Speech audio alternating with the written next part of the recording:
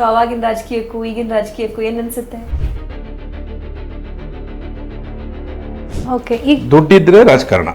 ಈಗ ನೀವು ಯಾವುದೇ ಪಕ್ಷದಲ್ಲಿ ಹೋಗಿ ಟಿಕೆಟ್ ಕೇಳಕ್ಕೆ ಫಸ್ಟ್ ಕೇಳೋದು ಎರಡೇ ಕ್ವಶನ್, ನೀ ಹತ್ರ ದುಡ್ಡು ಎಷ್ಟಿದೆ, ನೀನು ಯಾವ ಜಾತಿ. ಹಾಗಾದ್ರೆ ಸಾಮಾಜಿಕ ನ್ಯಾಯ ಸುಮ್ಮನೆನಾ?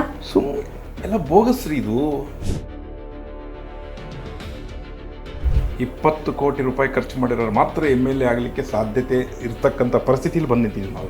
16 ವರ್ಷ 50 ವರ್ಷ 60 ವರ್ಷ ದುಡ್ದಿರೋ ಕಾರ್ಯಕರ್ತರು ಎಲ್ಲ ಹೋಗ್ಬೇಕು? ಊರ್ ಬಿಟ್ಟು ಹೋಗು. ಕಾಂಪ್ರಮೈಸ್ ರಾಜಕೀಯ ನಡೀತಾ ಇದೆ. ದುಡ್ಡಿನ ರಾಜಕಾರಣ. ನನ್ನನ್ನು ಬೇಕಾದ್ರೆ ಪಾರ್ಟಿನ ಸಸ್ಪೆಂಡ್ ಮಾಡ್ಬೋದು ಅವರು, ನಮ್ಮ ಮಾತು ಕೇಳಲ್ಲ. ನಮಗೆ ಹತ್ತಿರಲ್ಲಿ ಗೊತ್ತಾಗುತ್ತೆ ನಮಗೆ, ಬಟ್ ನಾವೇನು ಮಾಡ್ಲಾರಂತ ಅಸಹಾಯಕ ಪರಿಸ್ಥಿತಿ. ನಮಸ್ಕಾರ, ನೀವು ನೋಡ್ತಾ ಇದ್ದೀರಾ ಸಭೆ ವಿತ್ ಸಭಾ. ಇವತ್ತು ಮಾತನಾಡಿಸೋದಕ್ಕೆ ಸಭೆ ವಿತ್ ಸಭಾನಲ್ಲಿ ಪೊಲಿಟಿಕಲಿ ಡಿಸ್ಕಸ್ ಮಾಡೋದಕ್ಕೆ ತುಂಬಾ ಸ್ಪೆಷಲ್ ಅತಿಥಿನ ನಾನು ಸೆಲೆಕ್ಟ್ ಮಾಡ್ಕೊಂಡಿದ್ದೀನಿ. ಇವರು ತುಂಬಾ ರೂಟ್ ಲೆವೆಲ್ನ ಕಾರ್ಯಕರ್ತರಿಂದ ಬಂದಿರೋರು. ಇವಾಗಿಂದ ಅಲ್ಲ, ಸುಮಾರು 30 ವರ್ಷಕ್ಕಿಂತ ಹಳೆಯ ರಾಜಕೀಯ. ಇವಾಗಿನ ಲೀಡರ್ಸ್ ಜೊತೆ ಕಾಣಿಸ್ಕೊಂಡಿದ್ದಲ್ಲ, ಹಳೇ ನಾಯಕರ ಜೊತೆ ಕಾಣಿಸ್ಕೊಂಡು ಆ್ಯಕ್ಚುಲಿ ಪೊಲಿಟಿಕ್ಸ್ ಅಂದರೆ ಏನು ಅನ್ನೋದನ್ನು ತುಂಬಾ ಸೂಕ್ಷ್ಮವಾಗಿ ಅರ್ಥ ಮಾಡಿಕೊಂಡಿರೋರು.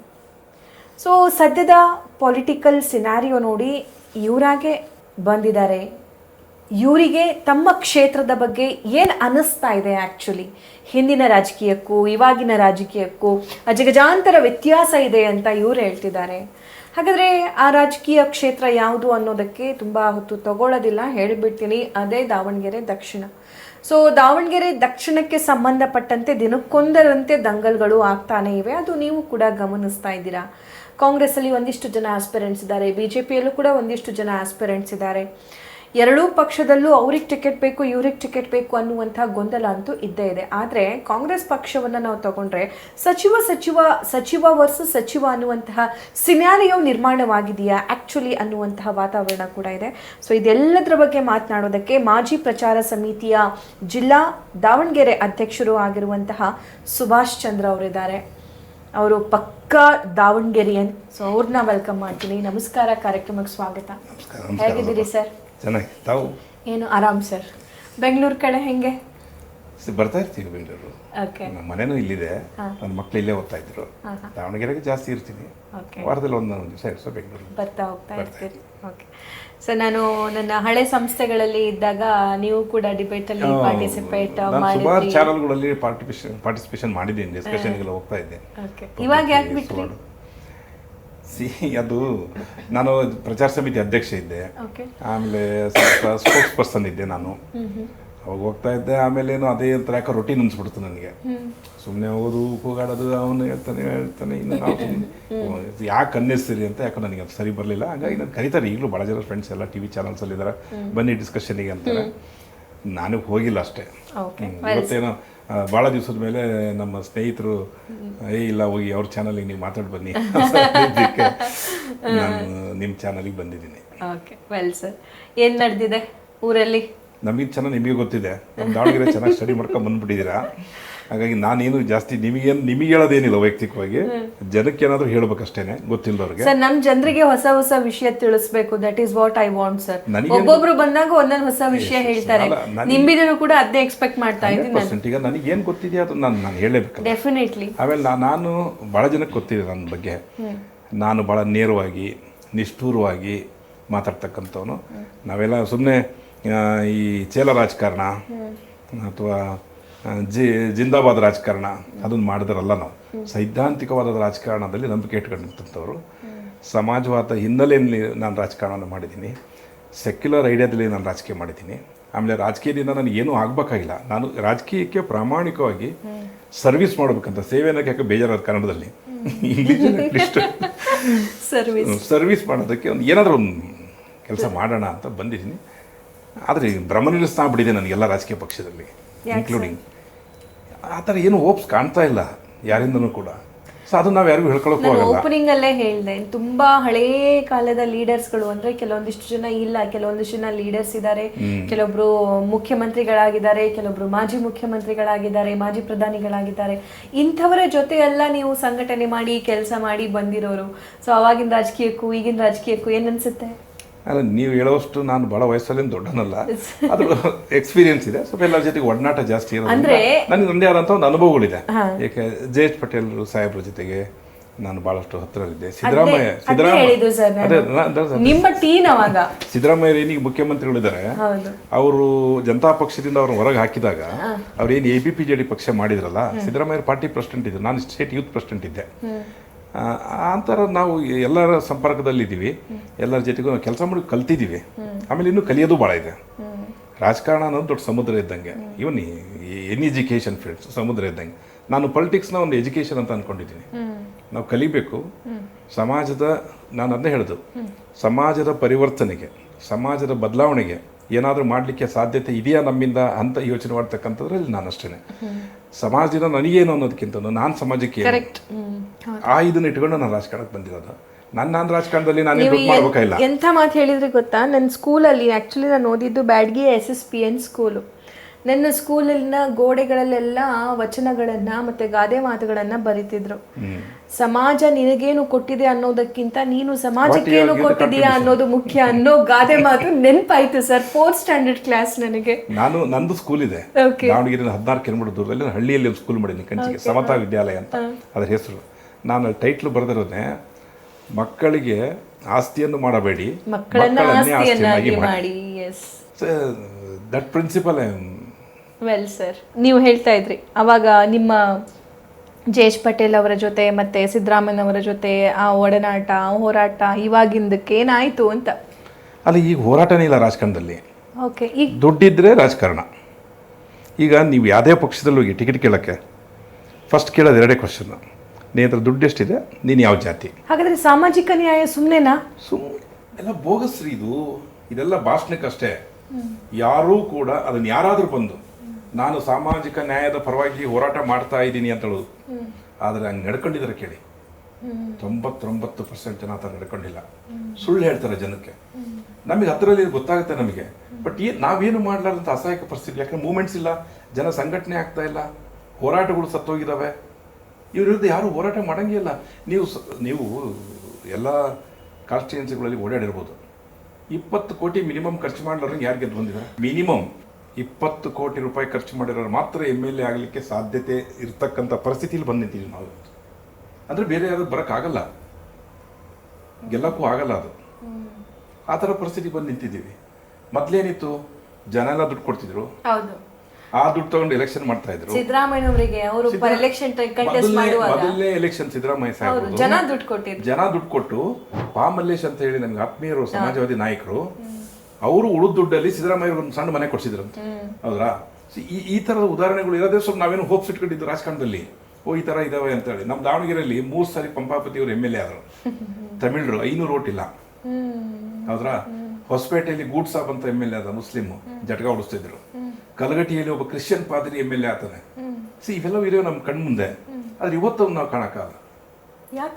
ವ್ಯವಸ್ಥೆ ಹಾಳಾಗೋಗಿದೆ ಅಷ್ಟೇ. ನಮ್ಗೆ ಏನಿಲ್ಲ ಸಿಸ್ಟಮ್. ಈಗ ನೋಡಿ, ರಾಜಕಾರಣಿಗಳು ಕೇಳಿದ್ರೆ ಏನ್ ಹೇಳ್ತಾರೆ, ಅವ್ನಿಗೆ ಏನು ದುಡ್ಡು ಕೊಟ್ರೆ ನೀ 500 ರೂಪಾಯಿ ಕೊಡ್ತೀಯಾ, ನಾನು 1000 ರೂಪಾಯಿ ಕೊಡ್ತೀನಿ, 1000 ರೂಪಾಯಿ ಕೊಟ್ಟು ಓಟ್ ಹಾಕ್ಸ್ಕೊಂತೀನಿ. ಹಾಕ್ಸ್ಕೊಂಡಿದ್ದಾರೆ. ಯಾರು ದುಡ್ಡು ಕೊಟ್ಟು ನಾನು ಓಟ್ ಹಾಕಿಸ್ಕೊಂಡಿಲ್ಲದಲ್ಲೇ ನಾನು ಗೆದ್ದಿದ್ದೀನಿ ಅಂತ ಹೇಳೋರು ಯಾರಿದ್ರೆ ಒಂದು 5% ಸಿಗ್ಬೋದು. 95% ಜನ ಇವತ್ತು ಅವ್ನು 100 ರೂಪಾಯಿ ಕೊಟ್ಟರೆ 200 ಕೊಡ್ತಾನೆ, 200 ಕೊಟ್ಟರೆ ಮುಂದೆ. ಇದೆಲ್ಲ ಪಕ್ಷದಲ್ಲಿ, ನಾಟ್ ಓನ್ಲಿ ಸಿಂಗಲ್ ಯಾವುದೋ ಒಂದು ಪಾರ್ಟಿ ಅಂತ ನನ್ನ ಹೆಸರು ಹೇಳಕ್ಕೆ ರೆಡಿ ಇಲ್ಲ. ಎಲ್ಲರೂ ಈ ಪ್ರಾಕ್ಟೀಸನ್ನು ಫಾಲೋ ಮಾಡ್ತಿದ್ದಾರೆ. ಹಾಗಾಗಿ ಏನಾಗಿದೆ, ಜನಸಾಮಾನ್ಯ ರಾಜಕಾರಣಕ್ಕೆ ಬರೋಕ್ಕೆ ಆಗ್ತಾ ಇಲ್ಲ. ಜನಸಾಮಾನ್ಯ ರಾಜಕಾರಣ ಮಾಡೋಕ್ಕೆ ಪ್ರಶ್ನೆ ಇಲ್ಲ, ಬಿಡಿ, ಯೋಚನೆ ಮಾಡೋಕ್ಕಾಗಲ್ಲ. ಯಾಕಂದ್ರೆ ಇಡೀ ಜೀವನ 60 ವರ್ಷ ಒಂದು ಸರ್ವಿಸ್ ಮಾಡಿದರೆ, ಅಥವಾ ಒಂದು ಕೂಲಿ ಮಾಡಿದರೆ, ಅಥವಾ ಎಲ್ಲೋ ಪ್ರೈವೇಟ್ ಕಂಪ್ನಿಲಿ ಕೆಲಸ ಮಾಡಿದರೆ 2 ಹೊತ್ತು ಊಟಕ್ಕಾಗಲ್ಲ. ಅದಕ್ಕೆ ಕುಟುಂಬ ರಾಜಕಾರಣ ಅನ್ನುವಂಥದ್ದು ಇಷ್ಟು ವ್ಯಾಪಕವಾಗಿ ಹರಡ್ತಾ ಇದೆ. ದುಡ್ಡಿರೋರು ಕುಟುಂಬ ರಾಜಕಾರಣ, ದುಡ್ಡಿರ್ತಕ್ಕಂಥ ಕುಟುಂಬದವರು ಎಲ್ಲರೂ ಅಲ್ಲ. ನಾನು ಒಂದು ವಿಡಿಯೋದಲ್ಲಿ ಹೇಳಿದ್ದೆ, 18 ಕ್ಷೇತ್ರದಲ್ಲಿ ಕಾಂಗ್ರೆಸ್ ಪಾರ್ಟಿಯವರು ಪಾರ್ಲಿಮೆಂಟಲ್ಲಿ ಅವ್ರ ಫ್ಯಾಮಿಲಿ ಮೆಂಬರ್ಸ್ ಕೊಟ್ಟರು. ಮೊನ್ನೆ ಬೀದರಿಂದ ಹಿಡಿದು ಚಾಮರಾಜನಗರದವರೆಗೂ. ಅದರಲ್ಲಿ BJP ಇದ್ದಾರೆ, ಕಾಂಗ್ರೆಸ್ ಅವ್ರು ಜಾಸ್ತಿ ಇದ್ದಾರೆ, JDS ಅದು ಬಿಡಿ ಫ್ಯಾಮಿಲಿ ಪಾರ್ಟಿ. ಅದು ಅದ್ರ ಬಗ್ಗೆ ನಾವು ಮಾತಾಡಂಗಿಲ್ಲ. ಅವ್ರು ಒಪ್ಕೊಂಡ್ಬಿಟ್ಟಿದ್ದಾರೆ, ದಿಸ್ ಮೈ ಫ್ಯಾಮಿಲಿ, ಇದು ನನ್ನ ಪಾರ್ಟಿ, ಬೇಕಾದಂದಿರ್ರಿ, ಬೇಡದನ್ನು ಹೋಗ್ರಿ. ಬಟ್ ಕಾಂಗ್ರೆಸ್ ಪಾರ್ಟಿ ಆ ಥರ ಆಗಬಾರ್ದು. ಕಾಂಗ್ರೆಸ್ ಪಾರ್ಟಿ ಇದು ಅಲ್ಲ, ಆ ಥರ ಅಲ್ಲ. ಯಾಕಂದ್ರೆ ಹೋರಾಟದಿಂದಲೇ ಇರ್ತಕ್ಕಂಥವ್ರು, ಸ್ವತಂತ್ರ ಹೋರಾಟದಲ್ಲಿ ಭಾಗವಹಿಸಿರ್ತಕ್ಕಂಥವ್ರು, ಅವರು ಕೂಡ ಈ ಥರ ಯೋಚನೆ ಮಾಡಿದ್ರೆ ನಾಳೆ ಪಕ್ಷ ಹೆಂಗೆ ಮುನ್ನಡೆಸ್ಬೇಕು, ಪಕ್ಷ ಯಾರು ತಗೊಂಡೋಗ್ಬೇಕು, ಪಕ್ಷ ಉಳಿಯಲ್ಲ. ಒಂದೊಂದು ಮನೆಗೆ 3-3 ಸೀಟು 4-4 ಸೀಟು ಕೊಡ್ತೀರಾ ನೀವು. ಅಪ್ಪ MLA ಆಗ್ತಾನೆ, ಮಗ MP ಆಗ್ತಾನೆ, ಹೆಂಡತಿ MP ಆಗ್ತಾಳೆ, ಇನ್ನೊಬ್ಬ MLA ಆಗ್ತಾನೆ, ಒಬ್ಬ ತಮ್ಮ MLC ಇರ್ತಾನೆ, ಅಕ್ಕ ಮಿನಿಸ್ಟರ್ ಇರ್ತಾಳೆ, ಒಬ್ಬ ಅಪ್ಪ ಮಿನಿಸ್ಟರ್ ಇರ್ತಾನೆ, ಒಬ್ಬ ಮಗ ಪಾರ್ಲಿಮೆಂಟ್ ಮೆಂಬರ್ ಇರ್ತಾನೆ. ನೋಡಿ ನೀವು, ನಿಮ್ದೇ ಪಾರ್ಟಿ ಅಲ್ವಾ, ಹೋಗಿ ಹೇಳಿ. ಅದು ಯಾರಿಗೆ ಹೇಳ್ಬೇಕು? ಯಾರೂ ಕೇಳೋ ಪರಿಸ್ಥಿತಿ ಇಲ್ಲ. ಪ್ರಾಮಾಣಿಕವಾಗಿ ಹೇಳ್ತೀನಿ, ನನ್ನನ್ನು ಬೇಕಾದ್ರೆ ಪಾರ್ಟಿನ ಸಸ್ಪೆಂಡ್ ಮಾಡ್ಬೋದು ಅವರು, ನಮ್ಮ ಮಾತು ಕೇಳಲ್ಲ. ಎಲ್ಲೂ ಏನು ಯಾರು ಯಾರ ಮಾತು ಕೇಳ್ತಾ ಇಲ್ಲ. ಆಮೇಲೆ ಯಾವ ಪಕ್ಷಗಳು ವ್ಯವಸ್ಥೆ ಯಾಕೆ ಬಂತು ಸರ್? ಇದು ಅದೇ ನಾನು ಹೇಳಿದ್ನಲ್ಲ, 80ರ ದಶಕದಲ್ಲಿ ಇದ್ದಂಥ ಹೋರಾಟ, 90ರ ದಶಕದಲ್ಲಿ ಇದ್ದಂಥ ಹೋರಾಟ ಕರ್ನಾಟಕ ರಾಜ್ಯ ಮಟ್ಟಿಗೆ ನಾನು ಹೇಳ್ತಾ ಇದ್ದೀನಿ. ದಲಿತ ಹೋರಾಟ ಇತ್ತು, ರೈತ ಹೋರಾಟ ಇತ್ತು, ಕಾರ್ಮಿಕ ಹೋರಾಟ ಇತ್ತು. ಸ್ವಲ್ಪ ಭಯ ಬೀಳ್ತಾ ಇದ್ರು. ನರಗುಂದ ಬಂಡಾಯ ಆಯಿತು, ಗುಂಡೂರಾವ್ ಸರ್ಕಾರದಲ್ಲಿ ಗೋಲಿಬಾರ ಅಂತ ಸಂದರ್ಭದಲ್ಲಿ ಕಾಂಗ್ರೆಸ್ ಸರ್ಕಾರವನ್ನು ತೆಗೆದು ಪ್ರಪ್ರಥಮವಾಗಿ 83ರಲ್ಲಿ ಜನತಾ ಪಕ್ಷ ಅಧಿಕಾರಕ್ಕೆ ಬಂತು ಹೋರಾಟದ ಮುಖಾಂತರ. ಒಂದು ನರಗುಂದ ಜಾಥಾ, ಹೌದಾ? ಇವತ್ತು ಯಾವಾಗಿದೆ? ಅದೇ ಇನ್ನೊಂದು ಜಾಥಾ ಸಿದ್ದರಾಮಯ್ಯ ಮಾಡಿದ್ರು ಬಳ್ಳಾರಿಗೆ, ಮತ್ತೆ ಸರ್ಕಾರ ಬದಲಿ ಆಯಿತು. ಯಾವ ಹೋರಾಟನೇ ಇಲ್ಲ, ಏನು ಹೋರಾಟ ಇಲ್ಲ. ನೀವು ಹೋರಾಟ ಈಗ ಹೊಸದಾಗಿ ಬಂದಿರೋ ರಾಜಕಾರಣದಲ್ಲಿ ಫಸ್ಟ್ ಕ್ಲಾಸಿಗೆ ವೈಟ್ ಆ್ಯಂಡ್ ವೈಟ್ ಹಾಕೊಂಬರ್ತಾರೆ, ದೊಡ್ಡ ದೊಡ್ಡ ಕಾರಲ್ಲಿ ಬರ್ತಾರೆ. ಕಾಂಪ್ರಮೈಸ್ ರಾಜಕೀಯ ನಡೀತಾ ಇದೆ, ದುಡ್ಡಿನ ರಾಜಕಾರಣ. ನಾನು ಕಾಂಪ್ರಮೈಸ್ ಅಂತ ಹೇಳಿದ್ರೆ ಓಕೆ, ಸಮಯ ಅಗ್ರಿ ವಿತ್ ಯು, ದುಡ್ಡಿನ ಪಾಲಿಟಿಕ್ಸ್. ದುಡ್ಡಿದೆಯಾ ಕೇಳದೆ ಅದನ್ನ ಅವರು. ಹಾಗಾದ್ರೆ ಪಕ್ಷಕ್ಕೋಸ್ಕರ 16 ವರ್ಷ 50 ವರ್ಷ 60 ವರ್ಷ ದುಡ್ದಿರೋ ಕಾರ್ಯಕರ್ತರು ಎಲ್ಲ ಹೋಗ್ಬೇಕು? ಊರು ಬಿಟ್ಟು ಹೋಗು, ಮನೆಗೆ ಕೂತ್ಕೋಬೇಕು, ಏನೋ ಓದ್ಕೊಂತ ಮಾಡ್ಕೊಂತ ಏನೋ ಸೇವೆ ಮಾಡ್ಕೊಂತ ಇರ್ಬೇಕು. ಪಾರ್ಟಿಗಳಲ್ಲಿ ಬಂದು ನಾನು ಇಷ್ಟು ವರ್ಷ, ಆಮೇಲೆ ನಾನು ಇಷ್ಟು ಇಂಟೆಲಿಜೆಂಟು, ನಾನು ಇಷ್ಟು ಸೇವೆ ಮಾಡಿದ್ದೀನಿ ಅಂದರೆ ಸ್ವಲ್ಪ ಸೈಡಿ ಬಾ ಅಂತಾರೆ. This is practical and telling. ನಾನು ರಾಜಕಾರಣದ ಸತ್ಯವನ್ನು ನಿಮ್ಗೆ ಹೇಳ್ತಾ ಇದ್ದೀನಿ. ಇದು ಯಾರು ಒಪ್ತಾರೋ ಬಿಡ್ತಾರೋ, ಅಥವಾ ನನ್ನ ಮೇಲೆ ಅವನೇ ಹಿಂಗೆ ಮಾತಾಡಿದ ಅಂತ ಹೇಳ್ಬೋದು, but this a truth I am telling you. ನೀವು ಆಗಲಿ ಒಂದು ಮಾತು ಹೇಳಿದ್ರಿ ಇಂಟರ್ವ್ಯೂ ಸ್ಟಾರ್ಟ್ ಆಗೋಕ್ಕಿಂತ ಮುಂಚೆ, ಏನೇ ಮಾತಾಡಿ ನಿಜ ಮಾತಾಡಿ, ನಾನು ನಿಜ ಬಿಟ್ಟು ಬೇರೆ ಏನೂ ಮಾತಾಡಲ್ಲ ಅಂದೆ. ಯಾಕೆ ಇದನ್ನು ಕೇಳಿದೆ ಅಂತಂದರೆ ಸರ್, ನನ್ನ ಇಂಟ್ರೆಸ್ಟು ಪೊಲಿಟಿಕ್ಸು, ಅದು ಸ್ಟೇಟ್ ಆಗಿರ್ಬೋದು, ಸೆಂಟ್ರಲ್ ಆಗಿರ್ಬೋದು. I am not in favour of any party. ನಾನು ರೈಟು ಅಲ್ಲ, ಲೆಫ್ಟು ಅಲ್ಲ, ನಾನು ಸೆಂಟರು. ನಾನು ಇವಾಗಿಂದ ಅಲ್ಲ, ನಾನು ಜರ್ನಲಿಸಮ್ ಶುರು ಮಾಡಿದಾಗಿಂದನೇ ಹಾಗೆ ಕಮೆಂಟ್ಸ್ಗಳು ನೋಡ್ತಾ ಇದ್ದೆ. ಮೇಡಮ್ ಅವರಿಗೆ 2 ತಿಂಗಳಿಂದ ಎಷ್ಟು ಬಂದಿದೆ ದಾವಣಗೆರೆಯಿಂದ ಅಂತ ಆಗ್ತಾರೆ ಸರ್. ನಾನು ಅಂದರೆ ಇದ್ದಿದ್ದನ್ನೇ ಇದ್ದಂಗೆ ತೋರ್ಸೋದೇ ತಪ್ಪ ಜನರಿಗೆ. ನೋಡಿ, ಅದು ಆ್ಯಕ್ಚುಲಿ ಅದೇ ಉಳಿಯೋದು. ಇದ್ದಂಗೆ ತೋರಿಸ್ಬೇಕು, ಇಲ್ಲದೇನು ತೋರಿಸ್ತೀರಾ? ಫೇಕ್ ತೋರ್ಸಕ್ಕಾಗತ್ತಾ? ನೀವು ಫೇಕ್ ತೋರಿಸಿದ ತಕ್ಷಣ ಜನಕ್ಕೆ ಗೊತ್ತಾಗುತ್ತೆ ಫೇಕ್. ಸರ್, ನಾನು ದಾವಣಗೆರೆಗೆ ಜನರ ಹತ್ರ ಹೋಗಿ ಮಾತಾಡ್ಸ್ಕೊಂಡ್ ಬಂದಿರೋದು ನಾನೇ ಫಸ್ಟ್, ಐ ಥಿಂಕ್. ಅಲ್ಲ, ದಾವಣಗೆರೆ ನಾನು ಮೊನ್ನೆ ಕೇಳ್ತಾ ಇದ್ದೆ, ನೀವೆಲ್ಲೆಲ್ಲಿ ದಾವಣಗೆರೆ ಓಡಾಡಿ ಬಂದಿರಂತ ನನಗೆ ಮಾಹಿತಿ ಇತ್ತು.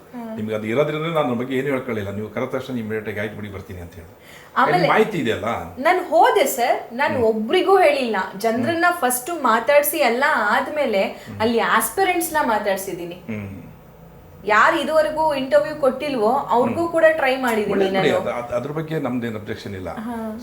ನಮ್ಮ ರಾಜಕಾರಣ ಎಲ್ಲಿ ಬಂದು ನಿಂತಿದೆ ಅನ್ನೋದ್ರ ಬಗ್ಗೆ ನೀವು ಕೇಳಿದ್ರಲ್ಲ, ಈ ಪರಿಸ್ಥಿತಿ ಬಂದಿದ್ದೀವಿ. ನೀವು ಏನಾದ್ರು ಗೊತ್ತಾ, ಒಂದ್ಸರಿ ಒಬ್ಬರು ಹೆಸರು ಹೇಳಲ್ಲ, ದಾವಣಗೆರೆಯಲ್ಲಿ ಎಲೆಕ್ಷನ್ ನಿಂತ್ಬಿಟ್ರು, ದುಡ್ಡಿಲ್ಲ ಅವ್ರ ಹತ್ರ. ಜನ ಅಲ್ಲ, ಏನಕ್ಕೆ ನಿಲ್ಬೇಕು, ದುಡ್ಡಿಲ್ಲ, ಯಾವನ ದುಡ್ಡಿರೋ ನಿಲ್ತಾನೆ, ನಮಗೆಲ್ಲ 500 ರೂಪಾಯಿ 1000 ರೂಪಾಯಿ ಬರೋ ತಪ್ಪಿಸಿ ನೀನು ಅಂತ ಹೇಳ್ತಾರೆ. ಇದು ಪ್ರಾಬ್ಲಮ್. ಆಮೇಲೆ ದುಡ್ಡು ಕೊಟ್ಟು ಓಟ್ ಹಾಕ್ತಾರಲ್ಲ, ಅವನೇನು ಪ್ರಾಬ್ಲಮ್ಮು, ದುಡ್ಡು ಕೊಡ್ತೀನಿ ಓಟ್ ಹಾಕ್ತಾನೆ ಅಂತ ಮನೋಭಾವನೆ ಬರ್ತದೆ. ಮೊದಲು ಸರ್ವಿಸ್ ಇತ್ತು.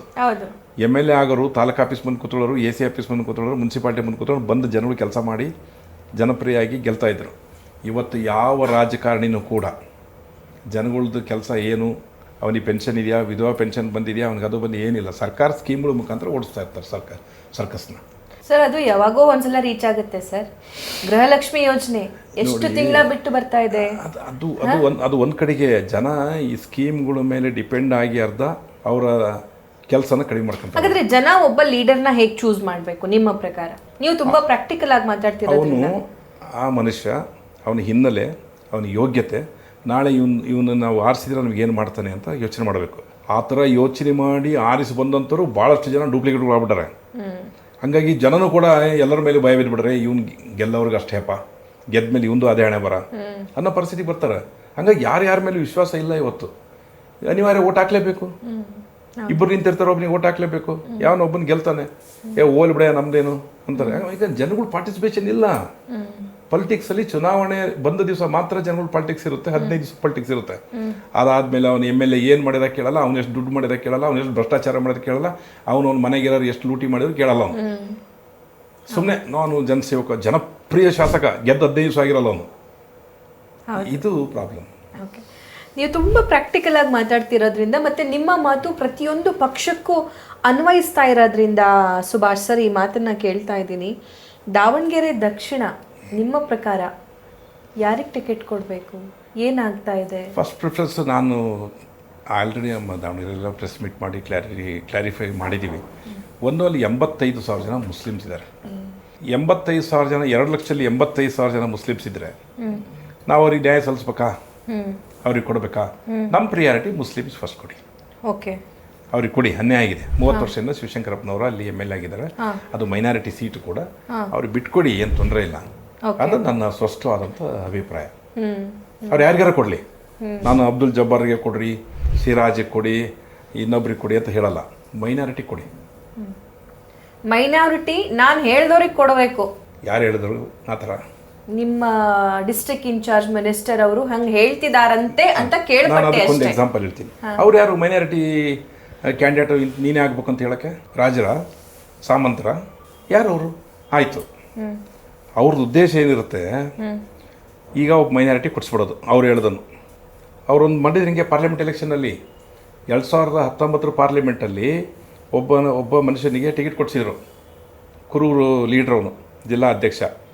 2013 ಆಸಾಮಿ ಟಿಕೆಟೇ ಕೇಳಲಿಲ್ಲ. ಇವನು ಹೆಂಡತಿ ತಂದುಬಿಟ್ರು. ಇವರು 23 ಸಾರಿ 19 ಕ್ಯಾಂಡಿಡೇಟ್ ಆದನು, 23 ಟಿಕೆಟೇ ಕೇಳಲಿಲ್ಲ.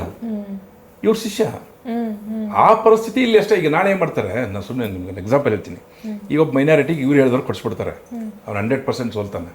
ಸೋಲ್ಸೋಕ್ಕೆಲ್ಲ ಇವರೇ ಮಾಡ್ತಾರೆ ಕೆಲಸ ಮಾಡ್ತಾರೆ. ಮಾಡಿ ಆಮೇಲೆ 2028 ಬರ್ತಾರೆ ಎಲೆಕ್ಷನ್ಗೆ. ಅವನ ಹತ್ರ ಲೆಟರ್ ತಗೊಂತಾರೆ, ನನ್ನ ಕಡೆ ಆಗಲ್ಲ, ನಾನು ಮೊನ್ನೆ ಸೋತ್ ಬಿಟ್ಟಿದ್ದೀನಿ, ದಯಮಾಡಿ ನೀವು ಯೂರಿಟಿಗೆ ನೋಡಿ.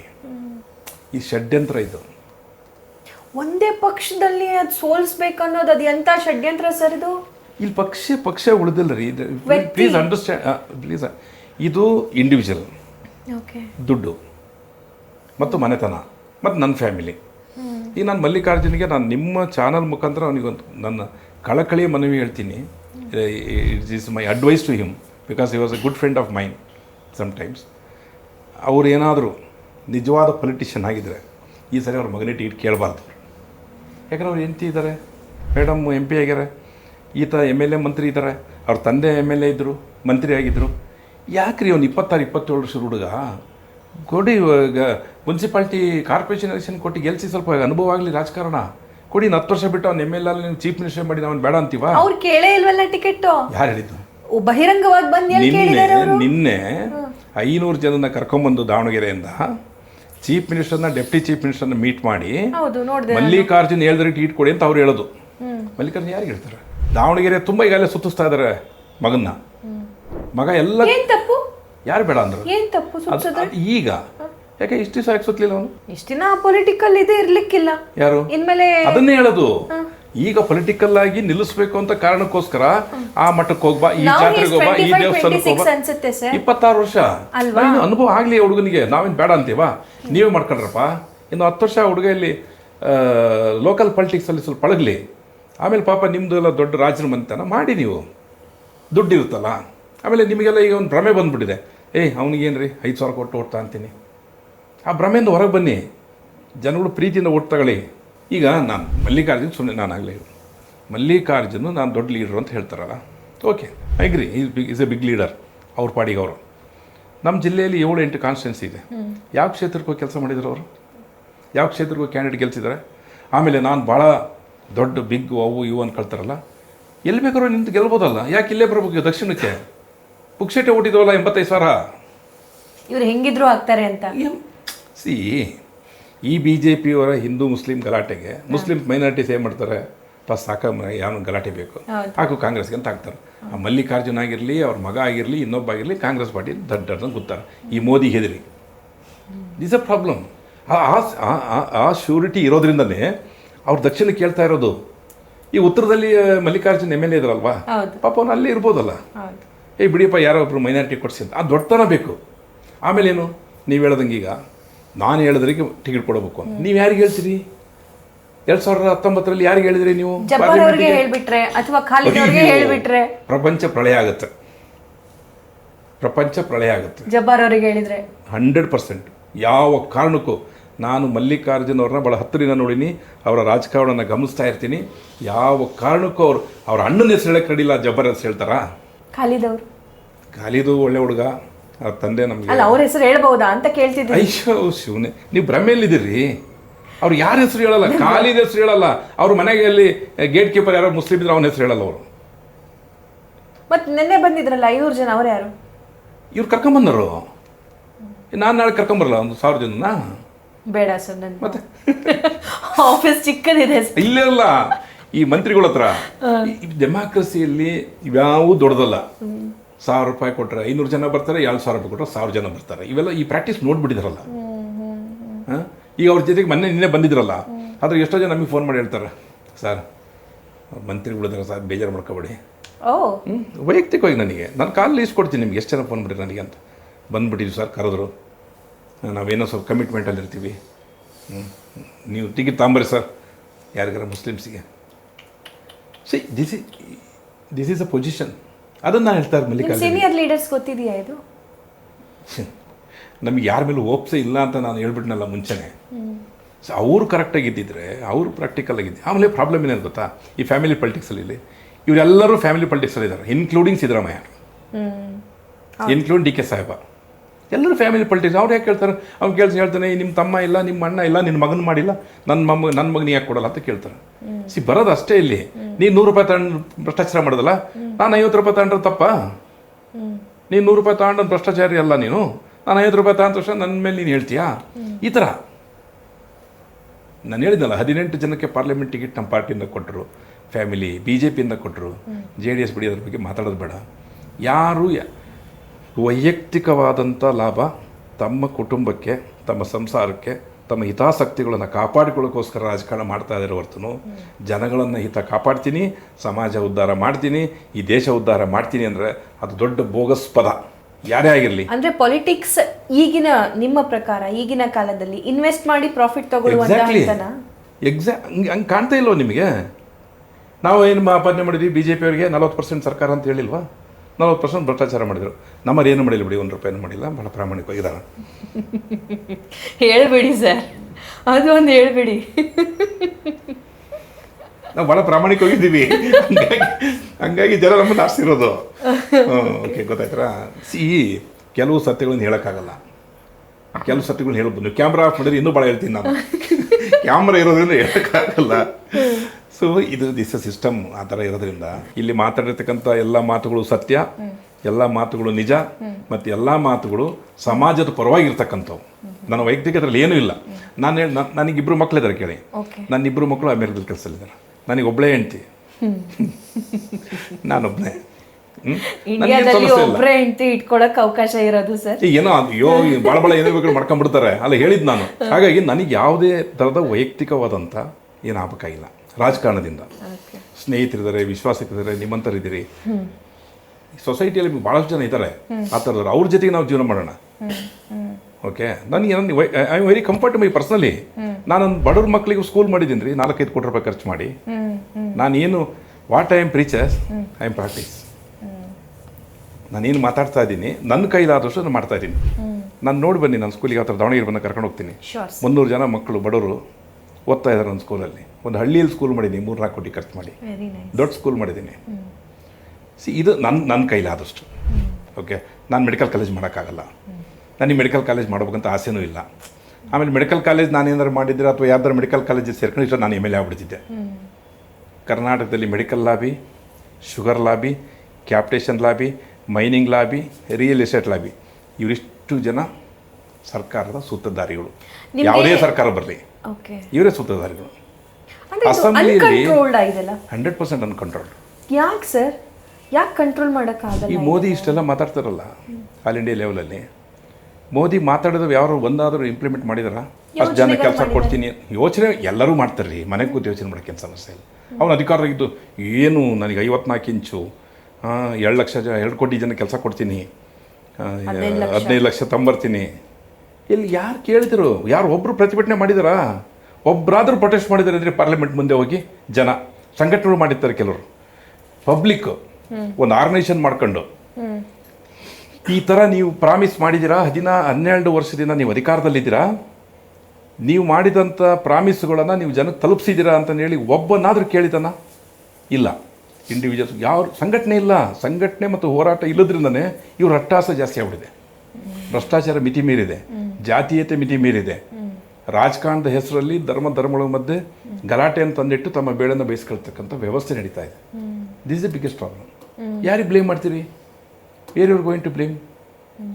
ಆಮೇಲೆ ಇವ್ರನ್ನೆಲ್ಲ ಎದುರಕೊಂಡು ನಾವು ಇದು ಮಾಡೋಕ್ಕಾಗುತ್ತೇನ್ರಿ ಅಂತಾರೆ. ಈ ನಮ್ಮ ದಾವಣಗೆರೆಯಲ್ಲಿ ಏನಪ್ಪ ನೀವು ಪಬ್ಲಿಕ್ ಕೇಳಿ, ಸರ್ ಬೇಡ ಸರ್ ಅವ್ರ ಬಗ್ಗೆ ಯಾಕೆ ಸರ್ ಅಂತಾರೆ. ಯಾಕೆ ಆ ಥರ ಒಂದು ಭಯ ಸೃಷ್ಟಿ ಮಾಡಿಬಿಡ್ತಾರೆ. ದುಡ್ಡಿರೋರು ಮಾತ್ರ ಭಯ ಸೃಷ್ಟಿ ಮಾಡೋಕ್ಕೆ ಸಾಧ್ಯ. ಯಾಕೆ ದುಡ್ಡಿರುತ್ತೆ ನೋಡಿ, ಕುರುಡು ಕಾಂಚಾಣ. ಈ ನಾವೇನು ಮಾಡೋಕ್ಕಾಗುತ್ತೆ? ಹಬ್ಬ ಅಂದರೆ ನಿಮಗೆ ಕರ್ಕೊಂಡು ಒಂದು ಕಾಫಿ ಕುಡಿಸ್ಬೋದು, ನಾವು ಇನ್ನೊಂದು 20 ಜನ ಬಂದರೆ ಒಂದು ಸ್ವಲ್ಪ ತಿಂಡಿ ತಿನ್ನಿಸ್ಬೋದು. ಏನು ಮಾಡೋಕ್ಕಾಗಲ್ಲ. ಪೊಲಿಟಿಕ್ಸಲ್ಲಿ ಮೊದಲು ಖಾದಿ ಅಂಗಿ ಹಾಕ್ಕೊಂಡು, ಒಂದು ಪಂಚೆ ಹಾಕ್ಕೊಂಡು, ಒಂದು ಟವಲ್ ಹಾಕ್ಕೊಂಡು ಫಸ್ಟ್ ವಿಧಾನಸೌಧಕ್ಕೆ ಬಂದರೆ ಎಷ್ಟು ಜನ ಅದನ್ನು ಲೆಕ್ಕ ಹಾಕಿ. ಪಾರ್ಲಿಮೆಂಟಲ್ಲಿ 350 ಜನ ಫಸ್ಟ್ ಪಾರ್ಲಿಮೆಂಟಲ್ಲಿ ರಾಜರುಗಳು ಪಾರ್ಲಿಮೆಂಟಿಗೆ ಬರ್ತಾರೆ. ಕಿರೀಟ ತೆಗೆದು ಟೋಪಿ ಹಾಕೊಂಡು ಪಾರ್ಲಿಮೆಂಟಿಗೆ ಕಂಟೆಸ್ಟ್ ಮಾಡಿ ಗೆದ್ದು ಬರ್ತಾರೆ. 300 ಜನ, 450 ಸಂಸ್ಥಾನಗಳು, ಅವರೆಲ್ಲರೂ ಪೊಲಿಟಿಕ್ಸಿಗೆ ಬರ್ತಾರೆ. ಇವೆಲ್ಲವೂ ಗೊತ್ತಿರೋದು ನಿಮಗೆ. ಕರ್ನಾಟಕದಲ್ಲಿ ಹೆಂಗೆ ಆಗಿರೋದು ಅವಾಗೆಲ್ಲ. ಈಗ ನೋಡಿ, ನಾನು ಒಂದು ಬಾರಿ ಜನ ಕೇಳ್ತಾ ಇರ್ತೀನಿ, ಒಬ್ಬ MLA ಕೂಡ LH ಅಲ್ಲಿ ಇರಲ್ಲ. ಈಗ ಇರಲ್ಲ, ಸಿಗೋದು. ಎಲ್ಲ MLAಗಳು ಹೊರಗಡೆ ವ್ಯವಸ್ಥಿತವಾದಂಥ ಮನೆ, apartment, guest house, star hotel. ಯಾಕೆ ಮಾಡಿದ್ರಿ? LH ಬಡವರು ಪಾಪ ಇರ್ತಾರೆ. LH ಅಲ್ಲಿ ಬಂದಿರಲಿ. LH ಅಲ್ಲಿ ಅಡುಗೆ ಮಾಡ್ಕೊಳ್ರಿ. ಎಷ್ಟೋ ಜನ ನಾನು ನೋಡೋದಂಗೆ MLAಗಳು ಇವತ್ತು ಅವ್ರ ಗನ್ಮ್ಯಾನ್ಗಳು, ಅವ್ರ ಡ್ರೈವರ್ಗಳು, ಅವ್ರ PAಗಳು LH. Is a practical. ನೀವು ಅದೊಂದು ಇದು ಮಾಡಿ, ಸರ್ವೆ ಮಾಡಿ. 300 ಜನ ಏನು MLAಗಳು MLCಗಳು ಇದ್ದಾರೆ. 300 ಜನ MLA MLCಗಳು ಎಷ್ಟು ಜನ LH ಅಲ್ಲಿ ಮಲಗ್ತಾರೆ, ಅವ್ರು ವಾಸ ಮಾಡ್ತಾರೆ? ನೀವು ಸರ್ವೆ ಮಾಡಿ. It's A very interesting point ಇದು. ಒಬ್ಬರು ಇರಲ್ಲ ರೀ. ಅದು ಒಂದು. ಅಸೆಂಬ್ಲಿಲಿ ನಾನು ಇವತ್ತು ಅಸೆಂಬ್ಲಿಗೆ ಹೋಗಿದ್ದೆ ಬೆಳಿಗ್ಗೆ. ಅಟೆಂಡೆನ್ಸು ಬೆಲ್ಲ 50 ಸರಿ ಹೊಡಿಬೇಕು. ಯಾರಿಗೂ ಇಂಟ್ರೆಸ್ಟ್ ಇಲ್ಲ. ಅಲ್ಲಿ ನಡೀತಕ್ಕಂಥದ್ದೆಲ್ಲ ಸುಮ್ಮನೆ ಪ್ರಾಕ್ಟೀಸ್, ಸುಮ್ಮನೆ ನಡೀತಾ ಇರ್ತದೆ ಅಷ್ಟೇ. ಅಲ್ಲಿ ಒಬ್ಬರಿಗೂ ಇಂಟ್ರೆಸ್ಟ್ ಇರಲ್ಲ. ಅಲ್ಲಿ ಹೊರಗಡೆ ಲಾಂಜಲ್ಲಿ ಬಂದು ಹರಟೆ ಹೊಡಿತಾ ಇರ್ತಾರೆ, ಹೊರಗಡೆ ಬಂದು ಏನೋ ವ್ಯವಹಾರ ಮಾತಾಡ್ತಾ ಇರ್ತಾರೆ. ಯಾರಿಗೆ ಸೀರಿಯಸ್ನೆಸ್ ಇಲ್ಲ ಯಾರಿಗೂ. ಎಲ್ಲರೂ ನಾನು ಇಂಥದ್ದು ಅಂತ ಹೇಳಲ್ಲ, ಎಲ್ಲರೂ. ನನಗೆ ಒಂದು 50 ಜನ. ಪೊಲಿಟಿಕ್ಸಲ್ಲಿ ಡಿಸಿಪ್ಲಿನ್ ಅನ್ನೋದು ಹೋಗ್ಬಿಟ್ಟಿದೆ ಅಂತ. ಸ್ಟಡಿ ಇಲ್ಲ, ತಿಳುವಳಿಕೆ ಇಲ್ಲ, ಜ್ಞಾನ ಇಲ್ಲ. ಪೇಪರ್ ಒಂದು ಬಿಟ್ಟು ಒಂದು ಪುಸ್ತಕ ಓದಲ್ಲ.